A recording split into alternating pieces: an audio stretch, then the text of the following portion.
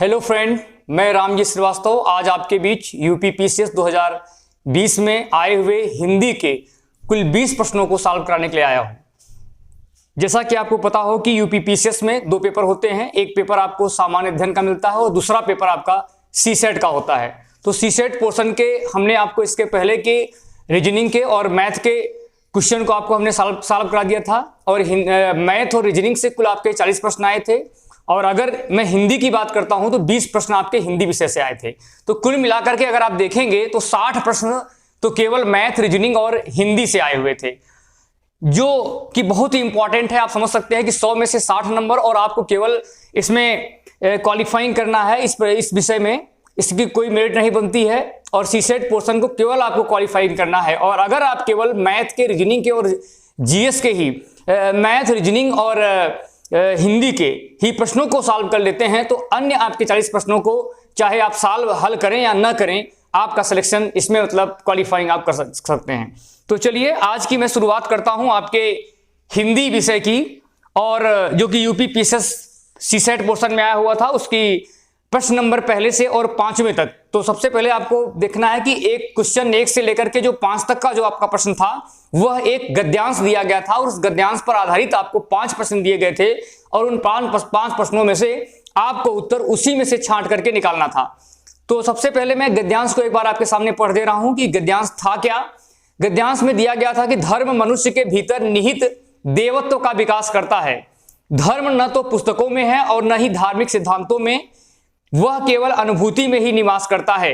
फिर आगे दिया गया है कि धर्म अंधविश्वास नहीं है, धर्म अलौकिकता में भी नहीं है, वह जीवन का अत्यंत ही स्वाभाविक तत्व है। मनुष्य में पूर्णता की इच्छा है, अनंत जीवन की कामना है, ज्ञान और आनंद प्राप्त करने की चाह है। पूर्णता, ज्ञान और आनंद ये निचले स्तर पर नहीं है, उनकी खोज जीवन के उच्च स्तर पर की जानी चाहिए। जहां ऊंचा स्तर आता है वहीं धर्म का आरंभ होता है। और आगे कहा गया है कि जीवन का स्तर जहां हीन है, इंद्रियों का आनंद वहीं अत्यंत प्रखर होता है। तो ये आपका एक गद्यांश दिया था, इससे आधारित आपके 5 प्रश्न थे। तो चलिए मैं प्रश्न पहला आपके सामने बोल रहा हूं कि प्रश्न में पहले में दिया गया था कि धर्म कहां निवास करता है।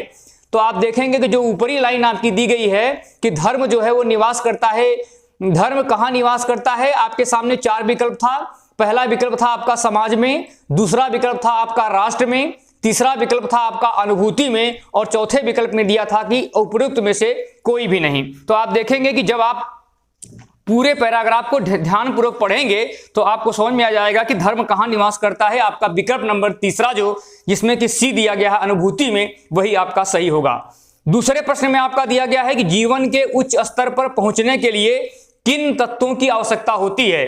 ये आपके सामने 4 विकल्प हैं। पहला दिया है कि पैसा, सुख और प्रेम, दूसरा दिया गया है कि प्रेम और सद्भाव की भावना, तीसरा दिया गया है आपका कि पूर्णता, ज्ञान और आनंद, और ये आपके सामने चौथा विकल्प है कि इनमें से कोई नहीं।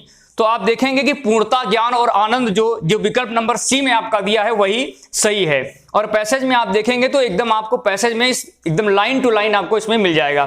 तीसरे प्रश्न में आपका दिया गया है कि इंद्रियों का आनंद कहां पर प्रखर होता है। इंद्रियों का आनंद कहां पर प्रखर होता है, तो आप देखेंगे जो सबसे निचला जो आपका निचली लाइन है उसमें आपको उत्तर मिलेगा कि जहां जीवन का उच्च स्तर नहीं होता है। जो सबसे नीचे की लाइन है उसी वाले पैराग्राफ को अगर आप पढ़ेंगे तो आपका उत्तर इसमें मिल जाएगा।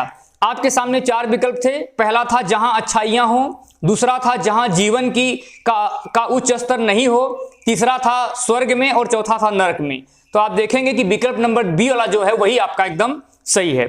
चौथे प्रश्न में आपका दिया गया है कि उपर्युक्त गद्यांश की उचित शीर्षक क्या हो सकता है, और इसमें दिया गया है कि आपसी सद्भाव का स्वरूप, दूसरा है आपका कर्म का स्वरूप, तीसरा है आपका सुख का स्वरूप और चौथे विकल्प में जो आपका दिया है कि धर्म का स्वरूप, यही आपका सही है। जैसा कि आपको शुरू में ही पता चल गया कि पूरी बात इसमें धर्म के बारे में कही गई थी, इसलिए इसका टाइटल भी धर्म का स्वरूप ही होगा। तो आइए अब मैं बढ़ता हूं आपके अगले प्रश्न, जो 5वां प्रश्न है, और इस प्रश्न में पूछा गया है कि धर्म मनुष्य में किसका विकास करता है। तो इस प्रश्न का उत्तर देने के लिए आपको क्या करना पड़ेगा, जो आपकी सबसे शुरुआती लाइन है पैराग्राफ की, उसी में आपका उत्तर मिलेगा कि धर्म मनुष्य के भीतर निहित देवत्व का विकास करता है। जैसा कि आपके पहले वाले विकल्प में ही देवत्व दिया गया है। इसमें 4 विकल्प थे। पहला था देवत्व, दूसरा था आपका प्रकृति का, तीसरा था आपका व्यक्तित्व का और चौथा था घमंड का। तो आप देखेंगे कि ये 1 से लेकर के 5 जो प्रश्न आपको हमने कराया, वो आपके इस प्रश्न को आपको हल करने के लिए कहीं बाहर जाने की जरूरत नहीं है। इसको आपको पैराग्राफ को ध्यानपूर्वक से पढ़ना है और एक के बाद एक आपको सारे प्रश्न के उत्तर इसी पैराग्राफ से ही मिल जाएंगे। तो चलिए अब मैं बढ़ता हूं आपके सामने, ये छठा प्रश्न ला रहा हूं और छठवें प्रश्न में पूछा गया है कि परिताप शब्द का क्या अर्थ होता है। तो सबसे पहले आप समझ लीजिए कि इसमें विकल्प के रूप में आपके 4 मान दिए हैं। पहला दिया है जलन, दूसरा दिया है ज्वाला, तीसरा दिया है प्रमाण और चौथा दिया है संताप। तो सबसे पहले आपको यह समझना है कि परिताप का अर्थ है क्या। परिताप का मतलब होता है पछतावा और संताप का अर्थ भी पछतावा ही होता है। तो आप देखेंगे कि जो विकल्प नंबर चौथा है डी वाला, वही आपका उत्तर सही होगा। लेकिन इस प्रश्न को हल करने के लिए आपको वर्ड मीनिंग के बारे में पता होना चाहिए कि इसका अर्थ क्या होता है, तभी आप उत्तर दे पाएंगे। अगला प्रश्न जो आपका दिया है कि कभी ना कभी में कौन सा क्रिया विशेषण है। क्रिया विशेषण अर्थात क्रिया विशेषण का मतलब होता है जो क्रिया विशेषण, क्रिया की विशेषता बताने वाले को विशेषण कहते हैं। पहला विकल्प है आपका यौगिक, दूसरा है आपका मूल, तीसरा है स्थानीय और चौथा है उपयुक्त में से कोई नहीं। तो ये इस प्रश्न का उत्तर, चूंकि देखिए कभी ना कभी का मतलब स्थानवाचक या कालवाचक से है, अर्थात इससे जो पता चलता है वो काल या समय का मालूम ज्ञान होता है। तो आप देखेंगे कि न तो आपका पहला विकल्प सही है, न तो दूसरा और न ही तीसरा।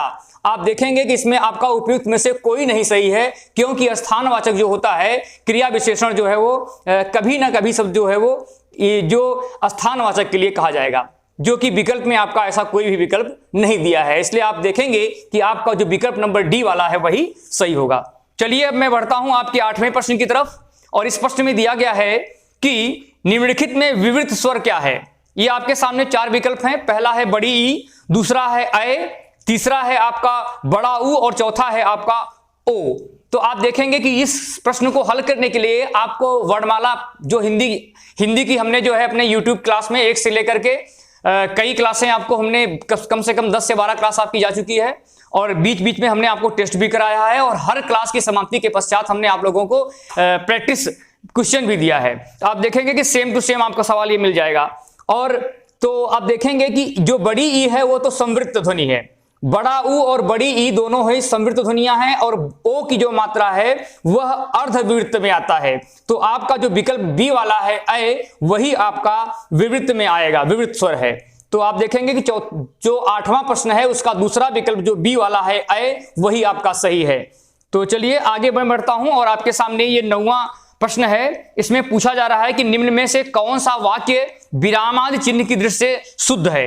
आप देखेंगे कि सवाल में पहले में दिया गया है कि क्रोध जैसा भी हो मनुष्य को दुर्बल बनाता है। फिर दिया गया क्रोध और इसमें विस्मयादि बोधक वाला चिन्ह लग गया, चाहे जैसा भी हो मनुष्य को दुर्बल बनाता है। और तीसरे विकल्प में दिया है कि क्रोध, फिर आप रुकेंगे थोड़ी देर, फिर क्या लिखा गया है कि चाहे जैसा भी हो मनुष्य को दुर्बल बनाता है। तो आपका यही वाला विकल्प जो है वो सी वाला ही सही है। चौथा विकल्प में बोल दे रहा हूं कि क्रोध पूर्ण विराम हो गया, ये तो एक बिल्कुल गलत हो गया। तो चाहे जैसा भी हो मनुष्य को दुर्बल बनाता है। आप देखेंगे कि प्रश्न नंबर 9वें पे आपका जो सी वाला है उसी में आपका जो विराम का चिन्ह का प्रयोग है वो सही ढंग से किया गया है। चलिए अब मैं आगे बढ़ता हूं और आपके सामने ये 10वां प्रश्न जा रहा है और ये 10वां प्रश्न जो है वो संधि पर आधारित प्रश्न है। तो संधि में पूछा गया है कि जगत धन ईश का बराबर जगदीश है। इस शब्द में जो बोला गया इसमें कौन सी संधि है।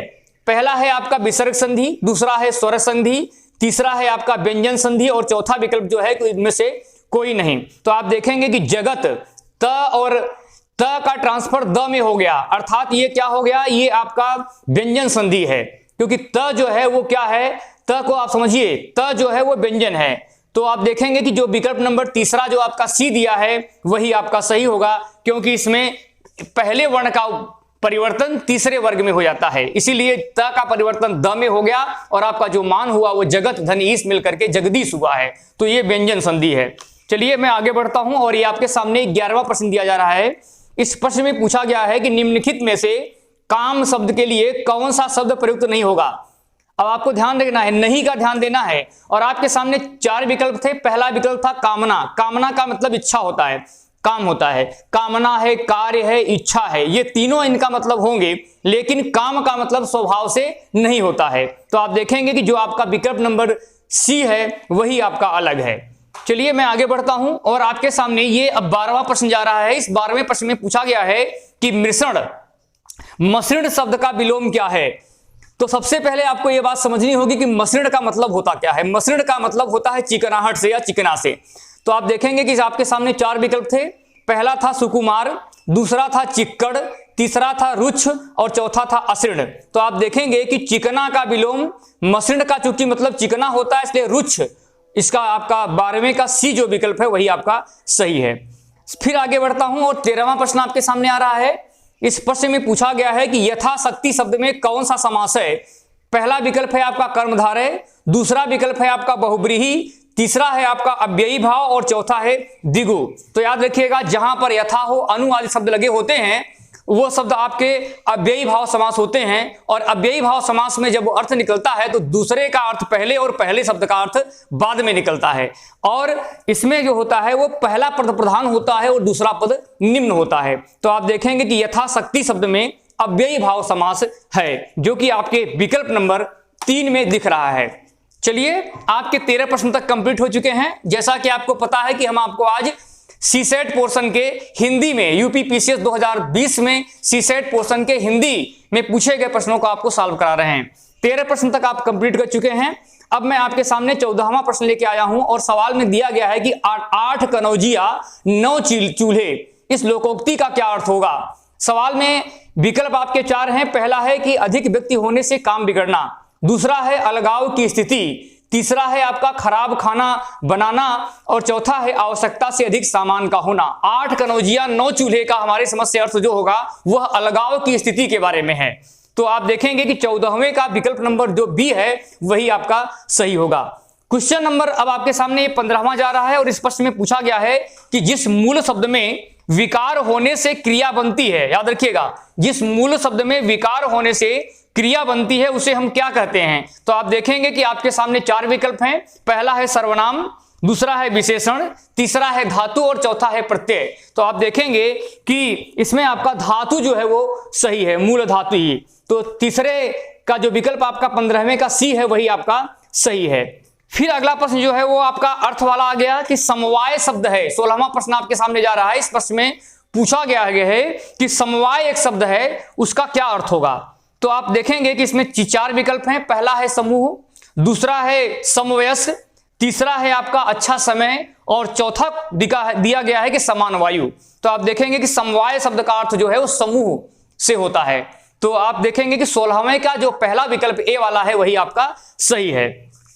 चलिए अब मैं बढ़ता हूं आपके सामने 17वें प्रश्न की तरफ और इस प्रश्न में दिया गया है कि पुरुषवाची सर्वनामों के विषय में दिए गए निम्नलिखित कथनों में कौन सा कथन सही नहीं है। तो आपको बताना है, ये 4 विकल्प हैं। पहला दिया है कि वह का प्रयोग पुल्लिंग और स्त्रीलिंग दोनों में हो सकता है। यह बात तो एकदम बिल्कुल सही है। आपको बताना है कौन सा सही नहीं है। तो ये तो गलत हो गया पहला विकल्प आपका। क्यों? क्योंकि जैसे कहा जाए कि वह एक अच्छा लड़का है और बाद में कहा जाए कि वह एक अच्छी लड़की है, तो आप देखेंगे कि वह शब्द का प्रयोग आपके लड़के के लिए भी हुआ और लड़की के लिए भी हुआ, अर्थात इसका प्रयोग आपका पुल्लिंग और स्त्रीलिंग दोनों के लिए हुआ है। इसलिए यह तो विकल्प आपका सही मतलब सही नहीं सही है। तो चलिए अगला दिया गया है कि हमें उत्तम पुरुष कर्म कारक का बहुवचनी रूप है। तो आप देखेंगे कि बिल्कुल कर्म कारक है, ये बहुवचन का रूप है, ये भी सही है। तीसरे में दिया है कि संबंध कारक में मैं का सही रूप मेरे को होता है, लेकिन आप देखेंगे कि मानक भाषा में मैं का मेरा हो सकता है लेकिन मेरे को शब्द नहीं होगा। यही आपका जो है सही नहीं लिखा गया है। तो आपका तीसरा विकल्प जो सी वाला है वही सही है। चौथे विकल्प में पढ़ दे रहा हूं कि यह के साथ ने का प्रयोग संभव नहीं है। बिल्कुल सही बात है, उसके साथ ने हो सकता है लेकिन यह के साथ ने का प्रयोग नहीं हो सकता है। तो आपने देखा कि 17वें प्रश्न का जो विकल्प नंबर सी था वही आपका सही था। तो आप 17 प्रश्न तो हल कर चुके हैं और आइए मैं बढ़ता हूं आपके सामने ये 18वां प्रश्न लेके आया हूं और इस 18वें प्रश्न में दिया गया है कि निम्नलिखित हिंदी वर्णों में से अयोगवाह शब्द कौन सा है। अब आपके सामने ये 4 विकल्प थे। पहला था छोटा ऊ बड़ा ऊ, दूसरा था आपका अन और अह, तीसरा था आपका बड़ा आ और ओ और चौथे विकल्प में था आपका ए और ए। तो आप देखेंगे कि ये जो प्रश्न है एकदम सेम टू सेम हमने आपको हिंदी वर्णमाला के स्वर वाले जो पहली हमारी क्लास गई थी हिंदी वर्णमाला पे उसी इससे लिया हुआ है एकदम सवाल, सेम टू सेम सवाल है। और आप देखेंगे कि अन और अह के बारे में मैं पहले ही बताया था कि ये जो शब्द होते हैं वो अयोगवाह होते हैं, जिसमें अन जो होता है वह अनुस्वर होता है और अह जिसमें अह की मात्रा होती है वह आपके विसर्ग होते हैं। तो आप देखेंगे कि आपका 18वें का विकल्प नंबर बी एकदम आपका सही है। तो चलिए आगे मैं बढ़ता हूं और अगला प्रश्न भी आपका वर्णमाला से ही है, लेकिन ये जो हमारी वर्णमाला की क्लास दूसरी क्लास गई थी व्यंजन वाली, उसमें से आपको ये प्रश्न मिलेगा। तो आप देखेंगे कि प्रश्न में पूछा गया था कि निम्नलिखित में से वर्णों में से कौन सा वर्ण मूर्धन्य नहीं है। निम्नलिखित वर्णों में से कौन सा वर्ण मूर्धन्य नहीं है। तो आप देखेंगे कि इस प्रश्न में आपका विकल्प था ज, दूसरा विकल्प था आपका ट, तीसरा विकल्प था ड और चौथा विकल्प था आपका ठ। तो आप देखेंगे कि ट, ठ, ड जितने भी हैं ये सब जो है वो उच्चारण के स्थान के अनुसार आप देखेंगे तो ये जो है वो तालव्य हैं। लेकिन आप देखेंगे कि कौन सा मूर्धन्य नहीं है ये पूछा गया था, तो आपका ज जो है वो मूर्धन्य में नहीं है, क्योंकि ज जो शब्द है वो क्या है, तालव्य है। इसके अलावा ट, ठ, ड, ढ, अंड, अड़ जो भी शब्द हैं ट, ठ, ड, ढ और अड़ वो मूर्धन्य होते हैं। तो और आपका जो बचा ज, च, छ, ज, च वर्ग का जो शब्द है वो ज है, च, छ, ज, झ, इ ये सब तालव्य में आते हैं। इसलिए जो है आपका 19वें का जो पहला विकल्प है वही आपका अलग होगा। ठीक है कि यही मूर्धन्य नहीं है। तो आप देखें, आप लोगों ने देखा कि 19 प्रश्न में आपका जो मैंने बताया कि 3 प्रश्न जो थे वो क्या थे, हिंदी वर्णमाला से आए हैं। तो अगर जिन लोगों ने मेरी हिंदी वर्णमाला की क्लास को देखा होगा उन लोग को सेम टू सेम आपको प्रश्न मिल जाएगा। तो पीसीएस प्री की परीक्षा में आपके 3 प्रश्न मेरे केवल और केवल 2 क्लास जो शुरुआती वाली 2 क्लास थी हिंदी की उसमें से आ गए हैं। तो जल्दी से आप लोग, अगर जो लोग न देखे हों, उस जब भी आपके सभा समय मिलता हो उस क्लास को अवश्य देखिएगा। चलिए आगे मैं बढ़ता हूं और आपके सामने ये अंतिम प्रश्न है। इसमें पूछा गया है कि जिजीविसा शब्द का क्या अर्थ होता है। आपके सामने ये 4 विकल्प हैं। पहला है जीतने की इच्छा, दूसरा है आपका जीने की इच्छा, तीसरा है आपका परोपकार की इच्छा और चौथा आपके है युद्ध की इच्छा। तो जैसा कि आप समझते हैं कि जिजीविसा का अर्थ जो अर्थ होता है वो जीने की इच्छा होता है। यह प्रश्न रिपीटेड है और यह कई बार आपकी परीक्षाओं में पूछा जा चुका है, विभिन्न परीक्षाओं में। तो आज की क्लास में हमने आप लोगों को यूपी सीसेट 2020, यूपी पीसीएस 2020 में सीसेट पोर्शन से पूछे गए हिंदी के कुल 20 प्रश्नों को आपको सॉल्व कराया है। तो जो लोग हमारे चैनल स्टूडेंट क्लासेस प्रयागराज से परिचित हों उनको ये बात पता होगी कि हमने आपको कंप्लीट हिंदी हम आपको पढ़ा रहे हैं, जिसमें कि आपको अभी तक कुल 12 क्लास मिल चुकी है और हर क्लास के पश्चात आपको हमने टेस्ट के रूप में क्या कहते हैं प्रैक्टिस सेट आपको दिया है, प्रैक्टिस क्वेश्चन, जिसमें जाकर के आप लोग जो है एक के बाद एक क्वेश्चन को सॉल्व कर सकते हैं। तो आज की क्लास मैं यहीं समाप्त करता हूं। ऐसी और भी क्लास को देखने के लिए आप लोग हमारे चैनल स्टूडेंट क्लासेस प्रयागराज को सब्सक्राइब करना, लाइक करना और शेयर करना मत भूलिएगा। धन्यवाद।